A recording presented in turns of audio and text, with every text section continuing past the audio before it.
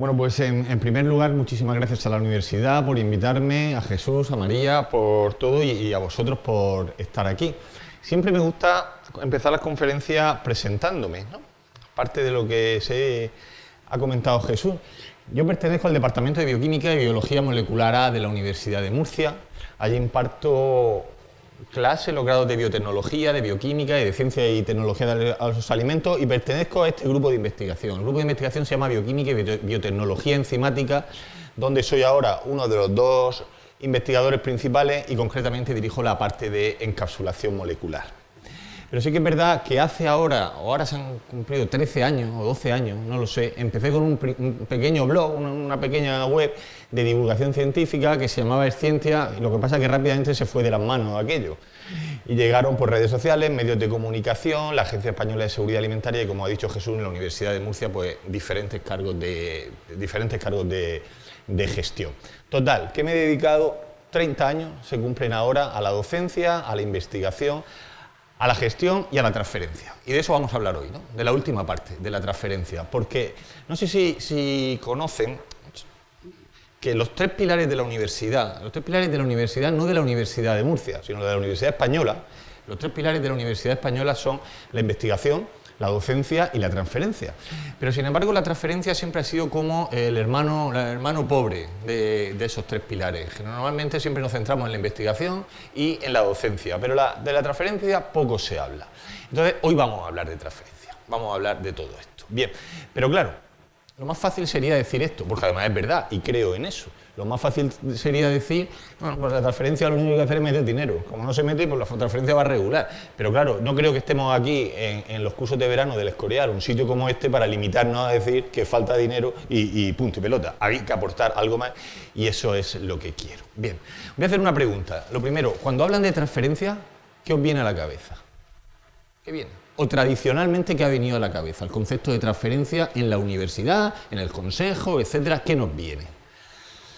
Pues hasta hace muy poco nos venía esto, nos venía la transferencia empresarial, nos venía el contrato del artículo 83, spin-off, patentes, etcétera. Eso es lo que siempre se asocia a transferencia y se sigue asociando a transferencia. Esto es lo que llevan en las universidades y en el consejo las oficinas de transferencia de resultados de investigación, las famosas OTRIs. Y eso es la transferencia empresarial y el concepto de transferencia. Pero el concepto de transferencia ha cambiado. Existe un nuevo concepto de transferencia que viene de Europa, ¿vale?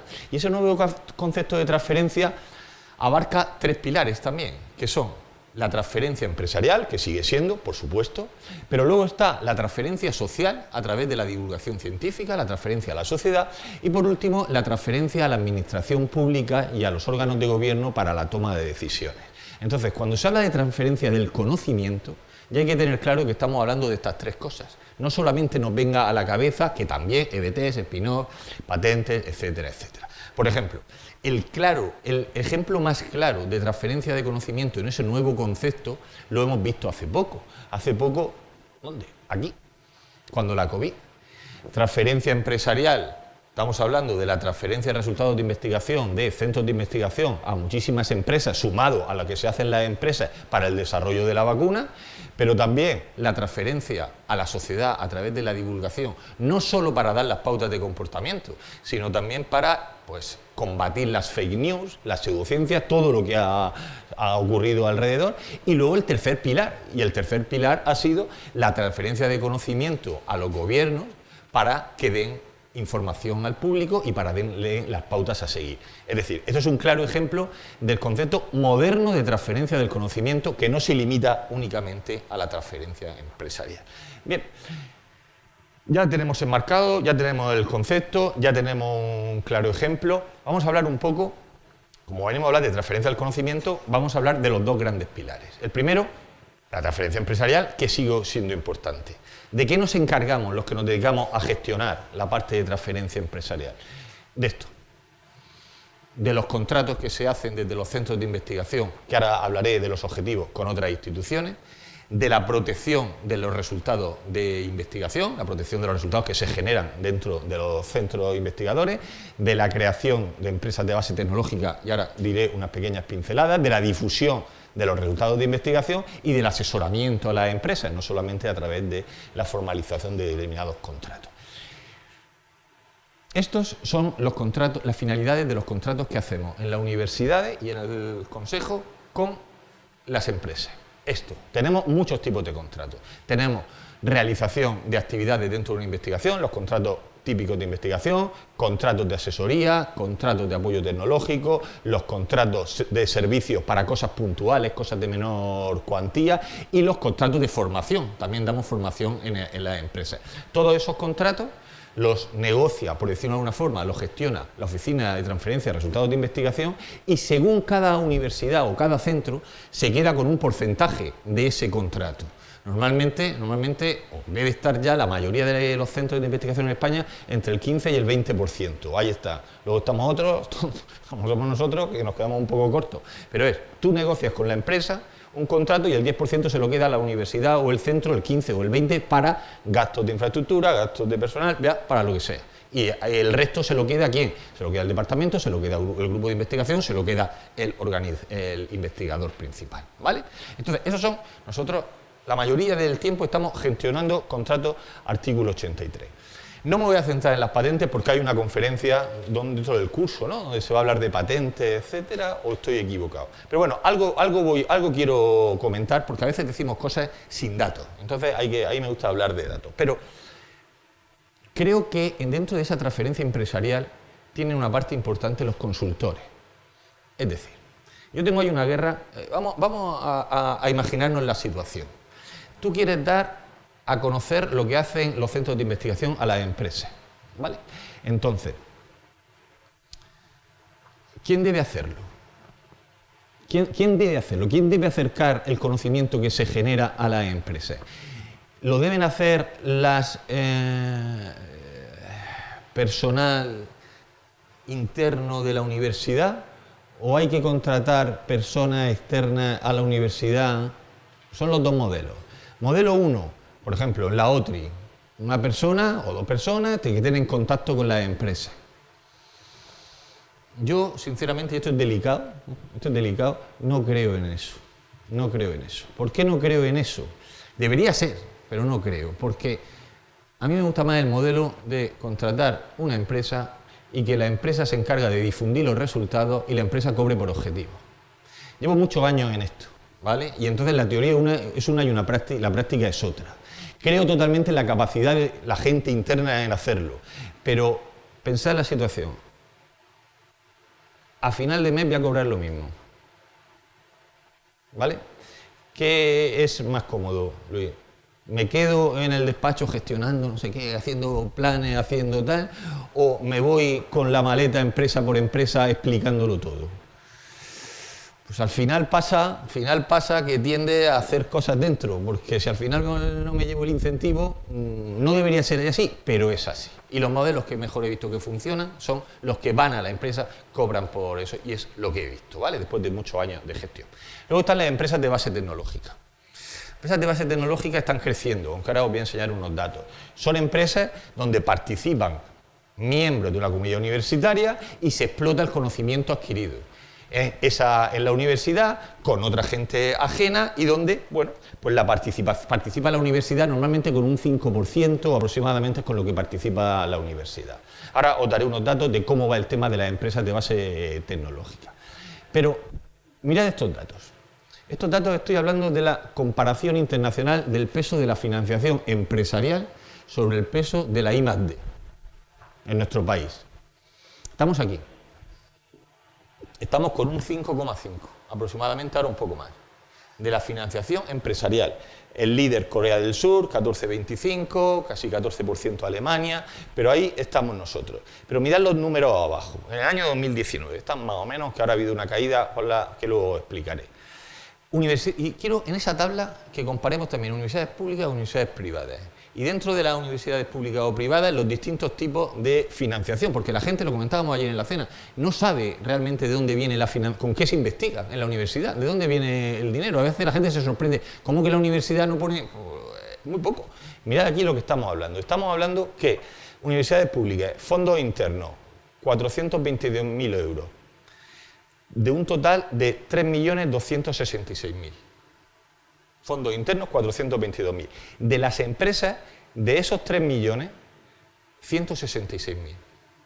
De 166.000 estamos hablando del 4,5% en universidades públicas, pero de más del triple en universidades privadas, del 14%.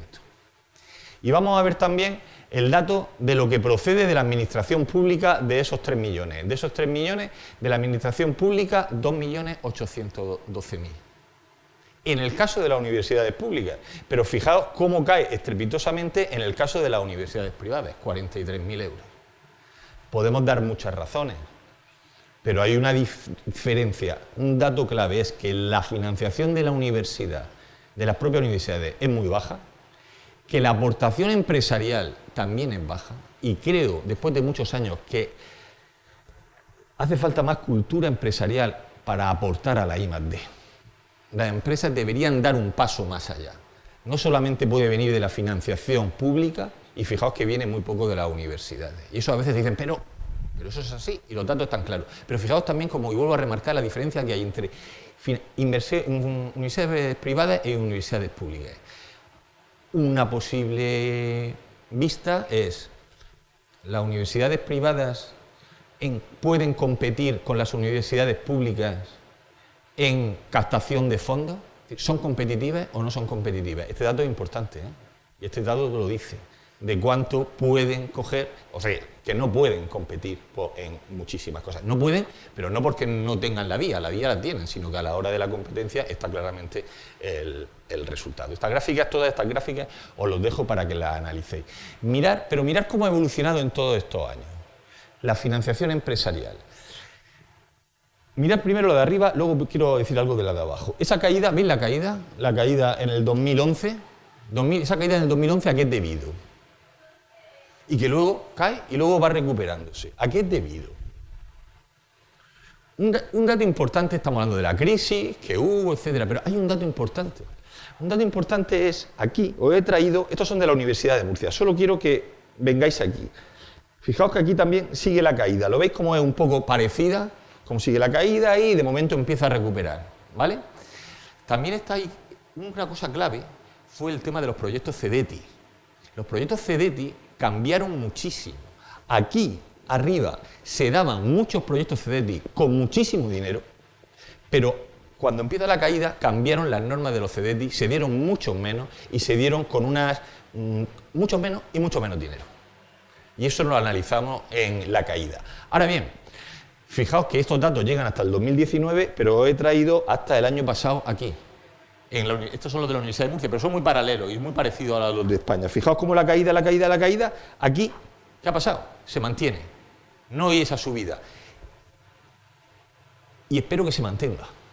Espero que se mantenga, ¿qué quiero decir? Que preveo caída. Estamos hablando de contratos con empresas. Y las empresas con las que estoy en contacto día a día te dicen, José, creemos en la I+D, las que creen, que hemos visto que no son muchas. Creemos en la I+D, pero ha llegado una crisis. Y creemos, sí, los contratos están muy bien, pero es que a esta persona la tengo que echar, a aquella la tengo que recubicar, tengo que hacer entonces lo primero que paro es los contratos con empresas. Por eso digo que espero que se mantengan, ¿me explico? Porque será buena señal, pero es muy posible que caiga eso. Y ahora os digo cómo hemos hecho algunas cosas para mantenerlo. Bien, pero mirad lo de las patentes. Somos uno de los países, no líderes, porque a veces ya nos llenamos la boca, pero que la producción científica es significativa. Pero fijad lo que está pasando con las patentes. Como las patentes, la caída de patentes es fuerte en cuanto a solicitudes de patentes, ojo, en cuanto a la licencia de esas patentes, porque a veces hay que mirar más la licencia y el cobro de la patente que el hecho de tener la patente. Pero fijaros la caída, pero mirad cómo los ingresos procedentes de licencias siguen subiendo. Es decir, menos patentes, pero los que patentan y los que licencian se están cobrando más. Y eso pocas veces se dice la parte negativa. Producimos mucho, patentamos poco, pero no decimos, ya patentamos poco, pero las patentes están siendo mucho más efectivas. Y ese dato también os lo quería traer. Y luego está el tema de las spin-off, de las empresas de base tecnológica, como se llaman ahora. Fijaos la caída esa que hubo. Nosotros en la Universidad de Murcia estamos viendo una subida. ¿Y una subida basada en qué? Una subida hasta aquí. Bajaba, y aquí ¿sabéis lo que creamos? Cambiamos algo importantísimo, que es la burocracia. que hicimos una nueva ley de empresas de base tecnológica que reducía muchísimo la burocracia y empezaron a subir las empresas de base tecnológica. Ahora bien, las empresas de base tecnológica, a mí lo que me interesa de las empresas de base tecnológica de la spin-off es el volumen de facturación, más que el número de empresas de base tecnológica. Y realmente empresas de base tecnológica que estén facturando y estén cobrando y estén tal, hay muy pocas. ¿De acuerdo? Aunque hayan crecido en número, hay muy pocas que lleguen al objetivo final de las empresas de base tecnológica. Esto lo saqué del informe Ecotec, pero me lo estoy encontrando continuamente. Esa falta de cultura, empresa, universidad, que es el mantra de siempre, pero es que sigue existiendo y yo he mostrado datos. ¿Qué dicen las empresas? Yo no digo que esté de acuerdo en todo, pero ¿qué aducen las empresas? Uno, dificultades burocráticas, que es complicadísimo. Dos, que me preocupa menos, falta de alineamiento sobre temáticas de investigación. Es decir, la empresa dice, yo estoy trabajando en una cosa, pero es que la universidad o el CSIC o el centro aquí va por otra. Estamos diciendo lo que dicen los empresarios. Escaso apoyo público. Bueno, entonces digo yo, ¿y tú? ¿Cuánto estás aquí empujando? Esto sí que me preocupa. Lo que os he dicho antes, desconocimiento de la oferta y capacidades científico-técnicas. Es decir, no saben qué tenemos en los centros de investigación. No lo difundimos bien. Por eso he dicho antes lo de hay que hacer unas campañas de marketing mucho más agresivas a las empresas para que sepan al menos lo que hay. ¿De acuerdo? Y luego la falta de disponibilidad por parte de los investigadores. No es la palabra. Es decir, yo la creo y la comparto, esa última. Luego volveré. Pero acordaos, falta de disponibilidad. No es falta de disponibilidad. Es falta de interés.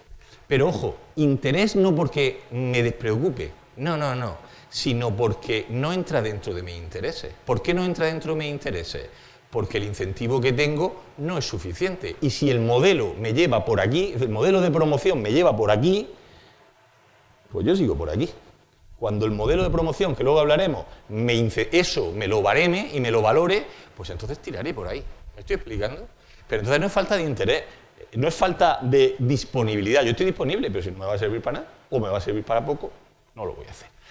Y esto también me preocupa, porque son lo que dicen los investigadores, no la empresa, lo que dicen los investigadores de la relación, de cómo ellos, los mecanismos de transferencia más utilizados. Y los investigadores te dicen que el principal mecanismo que utilizan son la publicación de artículos. ¿Qué es lo que pasa ahí? ¿Qué dato me está dando de eso? Una cosa que os digo que es así. Que dentro de la comunidad científica no está claro lo que es la transferencia. Es que hay que empezar por ahí, que no sabemos lo que es la transferencia, hay que empezar por ahí. Porque si me estás diciendo que el paper es tu principal mecanismo de transferencia, es que no estamos jugando la misma liga. Y este dato es importante. Asistencia técnica, formación de investigadores, movilidad del personal, acuerdo de licencia, creación de empresas. Bien, eso más o menos. Fijaos, aquí también estamos. Primero he explicado el concepto moderno, la situación, la transferencia empresarial, lo que es y la situación real que hay, cosas que se pueden hacer. Aquí también estamos en el Escorial para decir cosas que se pueden hacer. Mirad, incentivos fiscales. ¿Os acordáis que subía y de momento se ha parado la facturación? Una cosa que hemos hecho es incentivar, es decir, lo propuse en la comunidad autónoma y ya se está haciendo, es incentivar a aquellas empresas, mediante deducciones fiscales, que incluso en época de pandemia mantienen o desarrollan nuevos contratos de investigación. A esas se les incentiva. ¿De acuerdo? Es como si te doy una ayuda para que no rompas, que entiendo que quieras romper el contrato, porque hay que darle, lo entiendo, empatizo contigo, aunque no me gusta, pero empatizo. Pero si te hago deducciones fiscales, ¿aguantas? Y eso lo estamos haciendo. 2. Medir el impacto en la transferencia para avanzar. Lo que os he dicho de falta de disponibilidad, no. Medir el impacto y valorarlo. Luego hablaremos de eso. 3. Investigadores en empresas. Hay que fomentar muchísimo los doctorados empresariales, los doctorados industriales. Hay que fomentarlos muchísimo. Ahora bien, hay que fomentarlos y luego hay que darle la salida. Y hay que ponérselo fácil para que se quede en la empresa, ¿de acuerdo? O que se quede en la universidad. Pero hay que, no solamente es dar más becas para doctorados industriales, sino luego qué. Y la nueva ley de la ciencia, ahí habría que hablar mucho de ese tema. Bien, impulsar las pruebas de concepto, lo que os he dicho de saber venderse, Saber venderse, cambiar la dinámica, cambiar a alguien que manda una ficha, o voy a hacer un listado de empresas y voy a mandarle toda nuestra oferta. Esto no funciona así, que la competencia es fuerte, que tienes que ir y tienes que vender y tienes que comértelo. Y eso hay que hacerlo y no lo hacemos. Por el modelo, porque es cómodo quedarme, porque total, si al final no voy a tener... Eso es así, eso es la vida. Y mejorar los datos de producción industrial e intelectual. Bien. Pero, ¿os acordáis que he dicho que había 3 partes, no? Hemos hablado un poquito de la primera. Vamos a hablar de la tercera, porque con la Administración Pública y Gobierno es a través también de contratos de artículo 83, lo que hacemos, de convenios, incluso de empresas de base tecnológica, etc. Y la tercera es esta. Vamos a hablar de la parte de transferencia del conocimiento social. Ojo, me gusta más el término que divulgación científica. Me gusta más el término transferencia del conocimiento social que divulgación científica, aunque es lo mismo. Dice, entonces, ¿por qué te gusta más? Porque hay cosas que están en la cabeza mantra de que no, la divulgación, ese término a veces está mal visto incluso dentro de la comunidad universitaria. Y el término transferencia de conocimiento, no. De hecho, os voy a decir una cosa. Fijaos, cuestión de marketing, únicamente, olvidaos del fondo. Ahora mismo estamos hablando de cuestión de marketing. Si hablan nuevos planes de investigación, poneros solo sociedad, nuevos planes de transferencia del conocimiento. ¿Qué os engancha más? ¿Qué os engancha más? Engancha ahora, porque dice nuevos planes de investigación, dice lo de siempre. Nuevos planes de transferencia de conocimiento, dice, y esto es así. Que no estoy diciendo, yo soy investigador, soy IP, es decir, esto no va en contra de la investigación, luego comentaré todo lo contrario, ¿de acuerdo? Pero como técnica de marketing, bien, y me gusta. La parte de transferencia social o divulgación científica es fácil en la comunidad científica, no, por 2 motivos. Pero por 2 motivos que voy a decir una cosa, porque estoy un poco cansado de algunas. Uno, la comunidad universitaria, la comunidad científica, no toda la comunidad científica apoya la divulgación. 2, el reconocimiento curricular no existe. Bien, pero esos son 2 mantras que se están repitiendo continuamente y que han evolucionado. Lo que pasa es que, como se dice en mi pueblo, pues nos puede el ansia, pero hace 10 años la situación era peor. Ahora mismo la aceptación que tiene la divulgación por parte de la comunidad universitaria es mayor que la que existía hace 10 años, y los que estábamos aquí divulgando hace ya mucho tiempo sabíamos que era más... Había más contrapeso antes que ahora. Ahora está mejor aceptada. Y eso de que no pesa en el currículum investigador y no pesa en el sueldo, tampoco es cierto. Y estoy cansado de ver a gente de la divulgación contándolo continuamente, es que no vale para nada el currículum, es que tal, y no es verdad. O sea, actualízate o cállate. ¿Vale? Bien, en esa situación ya hablaremos. ¿Y yo por qué me decidí a divulgar la ciencia? En esa situación de hace 10 años, 12 años, cuando no estaba ahora, no estaba tan de moda como tal. Primero, tampoco estoy de acuerdo con aquellas personas que dicen, que esto a los divulgadores, gente me da, pero me da igual. Tampoco estoy de acuerdo con aquellos que dicen que todos los investigadores debemos divulgar la ciencia. No. Lo que tenemos es, por una parte, sí que tenemos que estar accesibles cuando nos llama un medio de comunicación, pero el ritmo este que lleva Luis, que lleva Jesús, que llevo yo, no se lo puede obligar a todo. Hay muchas cosas que hacer y no somos superhombres ni supermujeres, ¿de acuerdo? Ahora, lo que sí están obligados son las instituciones a crear los canales correspondientes para divulgar y transferir el conocimiento que se genera en su centro. Eso sí es obligación, ¿vale? Que ahora os comentaré. Otra cosa que se dice siempre, sí, vale, estoy de acuerdo, más o menos, es que ahora mismo el 80% de los fondos que yo tengo para investigar proceden de los impuestos de los españoles, y las españolas, pues tendrás que contarle al menos qué haces con su dinero. Y eso fue un motivo, ¿vale? Que la antigua y ahora la próxima ley de la ciencia te obliga. Yo siempre decía que el artículo 38 de la anterior ley de la ciencia era un brindis al sol. Estaba muy bien, muy bonito, muy bien escrito, pero ahora la verdad, aquello era, ahí se quedaba papel mojado. Que las encuestas de percepción, la que ha estado contando Inma, cuando salen las encuestas de percepción, hostia, Twitter es una fiesta. Cada vez hay más gente, cada vez los datos son mejores. ¡Oh! Pues te pones a analizarlos con lupa y los datos no son excelentes. No digo los datos que la encuesta, sino los datos. Es decir, aquí hay mucho margen de mejora, pero muchísimo. Tanto en la promoción del conocimiento científico como en la lucha contra la anticiencia, que me gusta llamarlo más anticiencia que pseudociencia. Hay mucho por hacer, ¿de acuerdo? Bien. Pero Os voy a decir una cosa. Esas son las cosas que se dicen normalmente en todas las charlas y que comparto, pero a mí me mueven dos intereses más, a mí personalmente, incluso a veces más que los otros. Uno, me lo paso muy bien. Llevo 12 años pasándolo muy bien con esto, conociendo muchísima gente y eso es importante. Dos, te da un valor añadido en la institución.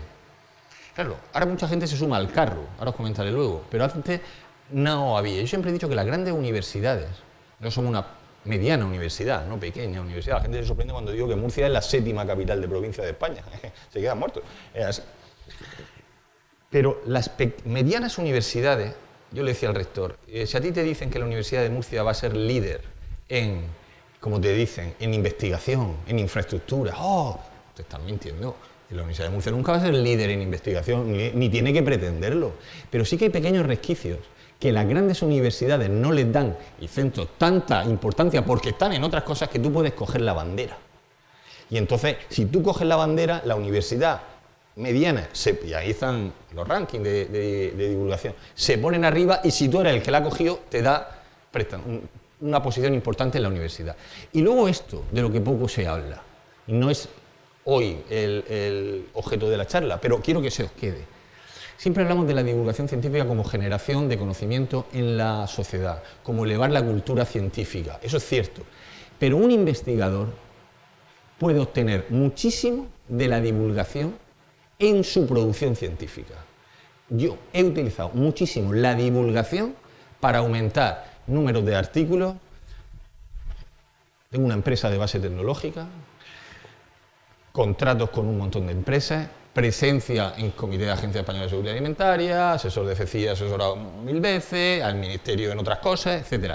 No solamente ganas la generación de conocimiento, no solamente además te lo pasas bien, no solamente conoces nuevas personas, sino que publicas con esas personas, te llaman de empresas por esa divulgación científica. Entonces, habría que hablar más de lo que ganamos los investigadores y las investigadoras divulgando la ciencia. En esa divulgación científica, ¿de qué hablo yo? Es decir, ¿de qué me gusta hablar? Uno, pues de lo que sé, de mi línea de investigación.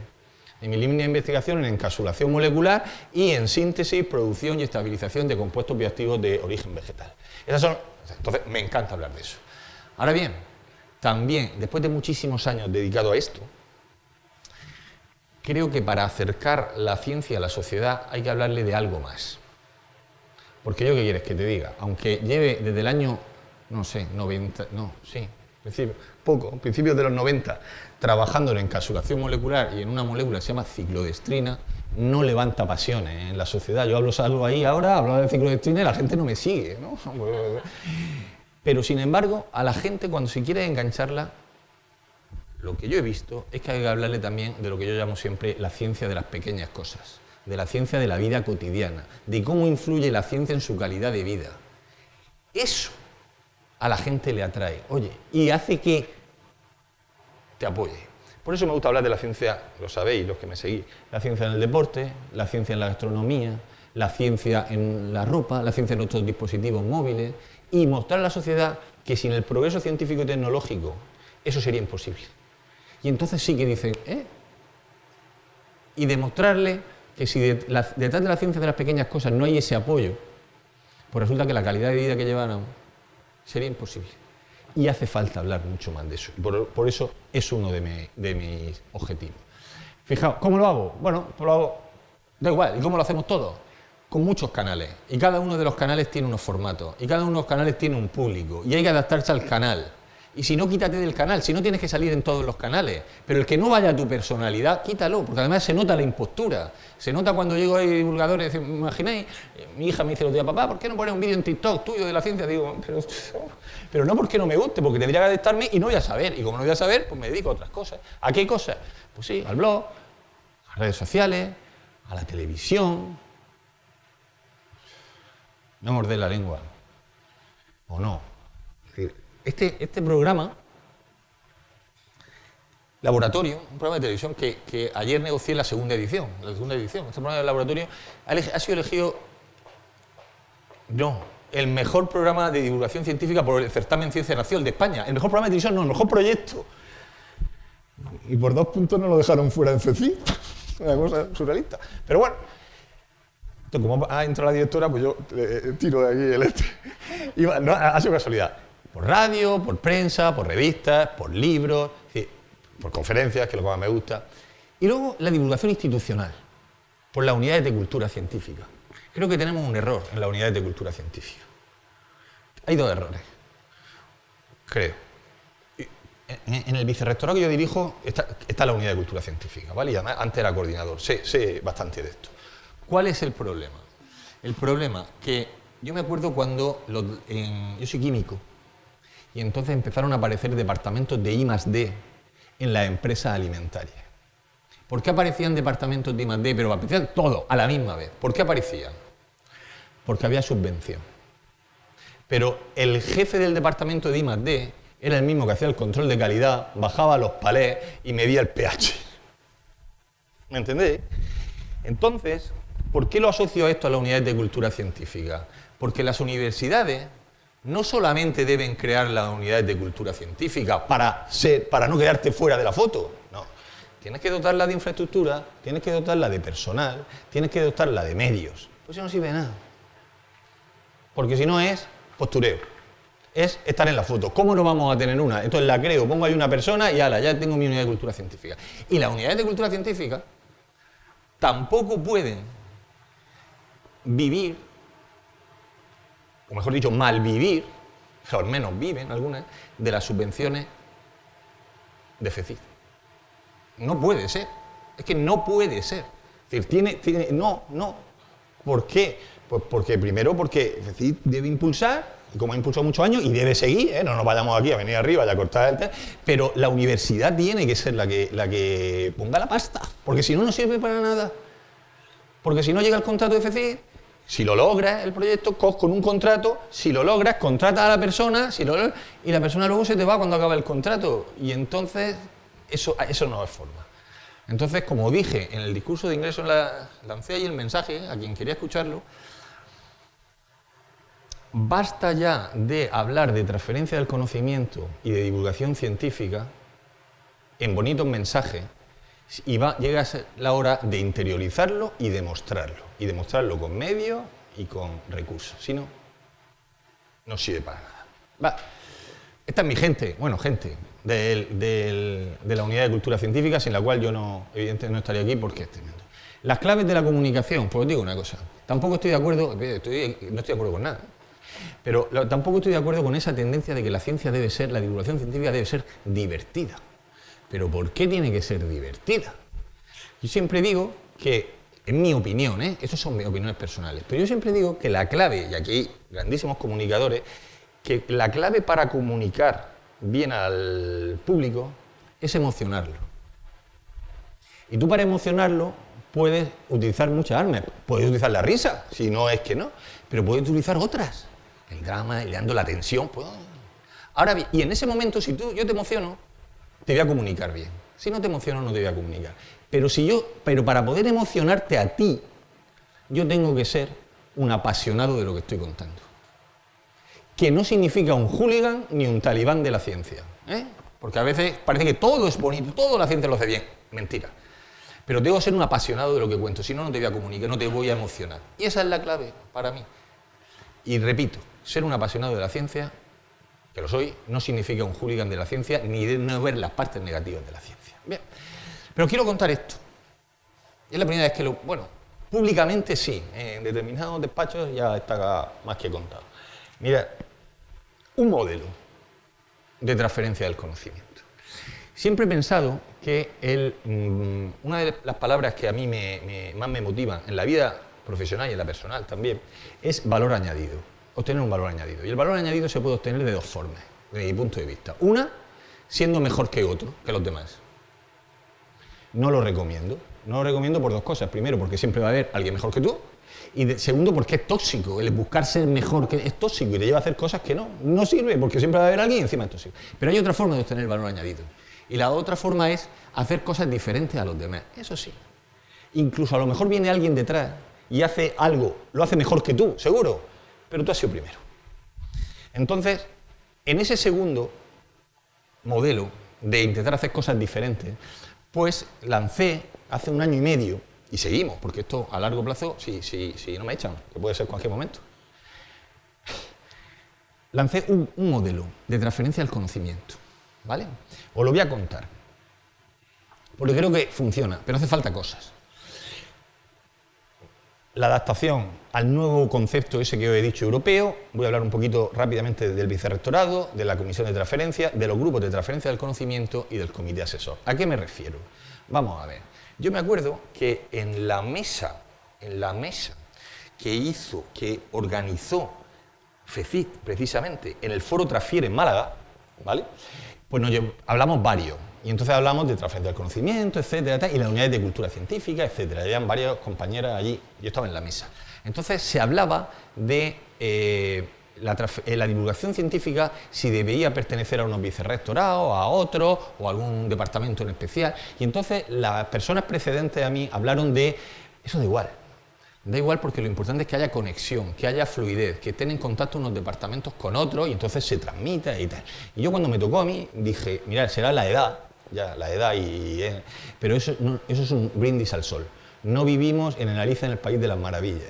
Incluso en los mismos vicerrectorados y en los mismos departamentos y las mismas instituciones sabemos que al final yo tengo mi presupuesto y tengo mi equipo.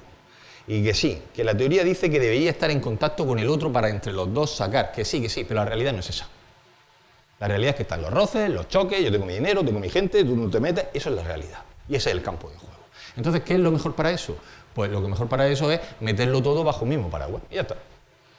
Y ya depende de una persona, y depende de un equipo y de un presupuesto, etcétera. Por lo cual, ¿qué metimos nosotros? Pues metimos las 3 patas esas que os he dicho del nuevo concepto de transferencia en el mismo vicerrectorado. Que la unidad de cultura científica que estaba en investigación, para adentro. Que la OTRI, para adentro. Que la parte de transferencia a los gobiernos, para adentro. Que la parte de cátedras, la red de cátedras de la universidad, que son cátedras con empresas de las cuales se generan allí, para adentro también. Y la comunicación institucional también, para que no se desvíe. Y todo entró bajo el mismo paraguas. Y funciona. ¿Podría pertenecer a diversos? Sí, pero la teoría no. ¿Vale? Luego, hay que contarlo, pero ojo, que no es que haya que contarlo a la sociedad, que también, pero hay que contarlo en la misma institución. No he enseñado datos antes que mostraban claramente que ni los propios científicos y científicas tienen claro lo que es la transferencia, que dicen que su principal herramienta son los papers de transferencia y no lo saben. Pues tú tienes que contarlo. Contarlo dentro, como en la comunicación interna, estoy hablando. Sacamos boletines continuamente, por ejemplo, pero si estamos trabajando con las empresas, si estamos trabajando con el Estado y si estamos trabajando, el Estado o el gobierno regional, con los dos gobiernos, y si estamos trabajando con la sociedad, pues tú sacas 3 boletines. ¿Tú crees que el boletín es la información de lo que genera la universidad que tienes que mandar a las empresas, es el mismo que tienes que mandar a la sociedad? No. ¿Qué es el mismo que tienes que mandar al gobierno regional o al gobierno? No. Y se mandan boletines distintos adaptados. Y funciona, porque entonces ya dice, eso que hemos visto antes, que era un fallo, que no se sabían, las cosas que se hacen, ya está cambiando. Mirad, creamos la Comisión de Transferencia y Divulgación Científica. ¿Es importante? Sí. ¿A qué me refiero? Y es la primera que se ha creado dentro de la red de la CRUE. ¿A qué me refiero? No sé, los que conozcan el mundo, me da igual, yo estoy continuamente diciendo universidad, pero me da igual universidad o el consejo, ¿vale? Me sale universidad, pero al final estamos hablando de lo mismo. La transferencia siempre ha sido la hermana pobre de la investigación. Y siempre existe una comisión de investigación, pero no existe la comisión de transferencia. Y en ruego y preguntas salía la transferencia prácticamente. ¿Me estoy explicando? Y si le queremos dar el peso que tiene que dar transferencia, como misma no estaba, social y empresarial, las dos, tiene que tener una comisión aparte. Y una comisión formada por votar. Y hubo de ahí de todo. Miembros de todas las áreas de conocimiento elegidos por votación por la área de ciencias jurídicas y tal. Pues se presentaban a elecciones y votaban las de ciencias jurídicas. Y luego había un representante. Y hubo palos por entrar allí. Y donde también, porque además creo que debe estar, había miembros del Consejo Social. Pero el pelotazo, nuevo concepto, vicerrectorado, la comisión, pero lo que ha sido una sorpresa y fue una alegría, para mí fue esto, fue la creación de los grupos de transferencia del conocimiento. Grupos de transferencia del conocimiento. ¿A qué me refiero? ¿Y esto qué es? Resulta, ¿y por qué? Jesús está diciendo esto. Esto, vamos a ver. Hemos dicho cuáles eran los 3 pilares de la universidad. Eran docencia, investigación y transferencia. Existen, ya en la mayoría, los grupos de innovación docente. Existen los grupos de investigación. ¿Por qué no existen los grupos de transferencia del conocimiento? Vosotros podéis estar pensando, es que los grupos de transferencia del conocimiento vienen de los grupos de investigación. Negativo. ¿A qué me refiero? Mirad, cada vez más al vicerrectorado hay gente que, por ejemplo, los grupos de investigación, ¿por qué están formados habitualmente?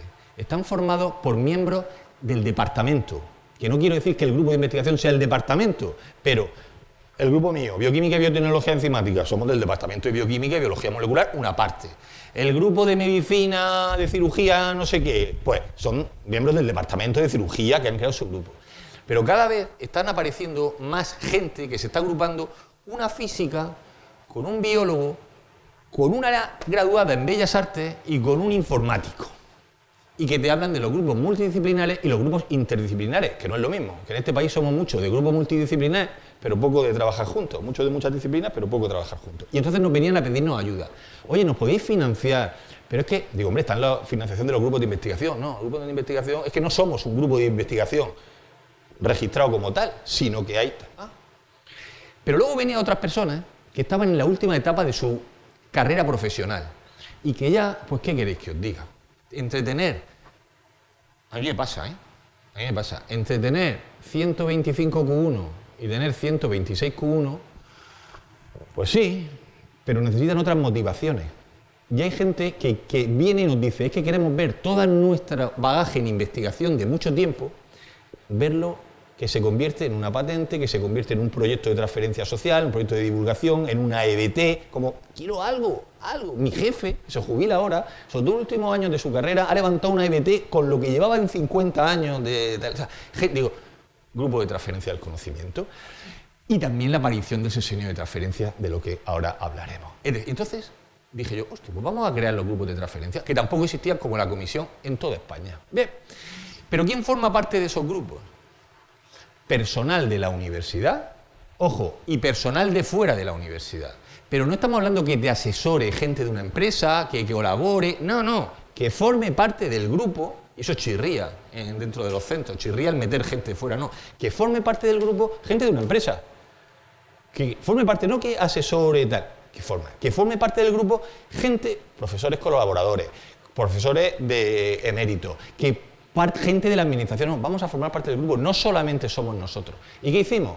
Pues lo que hicimos fue un webinar que hice explicando todo esto, el concepto de transferencia de conocimiento y la creación, y una convocatoria de grupo.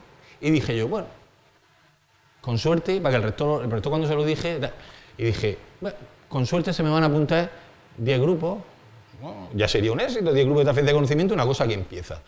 Y de momento aparecen 75 solicitudes. 75. Y otra cosa que no me sorprendió, porque llevamos mucho tiempo ahí, pero la gente se quedó un poco tal, porque cuando no hablan de transferencia, normalmente siempre asociamos a la parte de, por decirlo de alguna forma, de las batas blancas, ¿no? A parte de química, a parte de biología, de parte de tal. Fijaos, 39 grupos de transferencia de ciencias sociales y jurídicas. Es que tenemos a veces un poco tal. De ciencias 13. De ingeniería y arquitectura 4 porque ellos van por otra vía. Pero bueno, de arte y humanidades, tal. Y empezaron a aparecer grupos de transferencia, pero claro, los dividí en áreas de conocimiento. Pero es un poco ficticio, porque lo que os he dicho antes, cada grupo tiene parte de todo. Y hace un pelotazo allí en la universidad. Reunimos a todos los IP, el rector flipado, porque el rector decía, esto es otra paja mental de José, y de momento la cosa salió.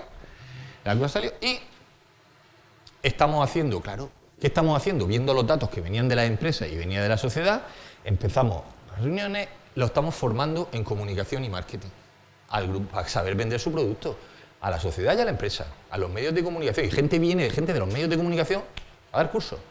Y viene gente de las empresas, que ahora comentaré aquí. Bien.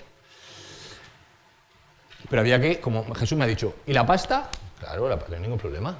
Cuando la idea vende, ¿qué hacemos? Hemos sacado unas ayudas, pero unas ayudas divididas en dos modalidades. modalidad de transferencia de conocimiento a la empresa, modalidad de transferencia de conocimiento social o divulgación científica. Pero ojo, pero claro, para poder tener la ayuda, me la tienes que pedir como grupo de transferencia. Regístrate y te doy pasta. Pero si no te interesa, pues no te das pasta. No es francotiradores. Y entonces, ¿y de dónde sale el dinero? Hombre, yo siempre digo una cosa. Por supuesto, como he empezado diciendo al principio, que la financiación tiene que aumentarse, claro, tiene que aumentarse. Ahora bien, pero también se puede reubicar y también poner los huevos de un sitio y ponerlos en otro, ¿eh? Y también a lo mejor hay que quitar de algunos sitios. No, es que de toda la vida se ha dado. No, Jesús, me queda poco. Adaptación y ahora. Y faltaba una cosa, en esas 4 pilares. Vamos a ver, a mí tampoco, ha dicho una cosa, Inma, que me ha gustado mucho antes. Es decir, a mí la palabra transferencia no me mola. No me mola. ¿Por qué? No me gusta. Pasa que tienes que utilizarla. ¿Por qué? Porque transferencia parece, y fijaos lo que hago, que nos ponemos aquí arriba, en los centros de investigación, y transferimos desde el altar, desde el púlpito, a la sociedad o a la empresa. No, perdona, esto es así. Pero bueno, pero vamos a ver una cosa. No estamos hablando de transferencia a la sociedad, a la empresa, a los medios, tal. Pues hemos creado un comité asesor externo. Un comité asesor externo formado por los medios de comunicación, formado por el tejido empresarial, la ACROEN, la Cámara de Comercio, por todos, por los medios de comunicación, por el sector educativo, pero no es que se le asesore, que forman parte, lo que siempre en la universidad ha puesto nervioso a gente. ¿Qué ha puesto nervioso a gente? Que entre a formar parte la gente de fuera de la estructura de la universidad. Que esto no es consulto, no, de la estructura. Claro, al principio tembló la gente cuando hice la idea, digo, para adentro. Si no me quiere, bueno, me he fichado, estoy así. Bien, ahora bien. Pero esta es una cosa, que todo esto está muy bien. Pero a mí me gusta tener un poco los pies en el suelo. ¿A qué me refiero? Vale, los grupos, todo, pero la gente sabe lo que le mueve. ¿Y qué es de lo mío? De lo mío personal, no como institución. Mío personal. La gente quiere saber. Dice, no, convocamos los premios 2020 de transferencia al conocimiento. Los premios, pues están muy bien. Pero aquí queremos algo más, para la persona, que es lo que al final la persona. ¿Y qué hicimos? Creo que hay que hacer. 1. Bien. Hay que meter y tiene que pesar. Y si no, esto no va a ningún sitio, porque se generan los grupos, todo, pero al final no va a ningún sitio. La transferencia tiene que pesar mucho más en los baremos de contratación y de promoción del investigador, bien sea del CSIC o bien sea de la universidad. Pesar mucho más, no pesa nada. Y te pones a hacer números, que yo lo he hecho, y lo que cuentan las spin-offs, las patentes, la divulgación, etcétera, es escasísimo al lado de lo que pesa la docencia y la investigación. Y hay que ser valiente y meterlo, y en eso estamos. Ahora bien, el currículum, el CVN. Es decir, la forma de meterlo aquí es en el CVN. Pero ojo, pero en el CVN que pese lo que tenga que pesar, que es mucho. Y hay que ser rompedor, hay que pesar mucho. No, hemos subido un poco, no. Y para eso, y en mi humilde opinión, no solamente en el CVN, en la elaboración del CVN, tienen que participar especialistas, un biofísico, un bioquímico, un genético, un matemático, un historiador del arte, todo eso es fundamental que estén.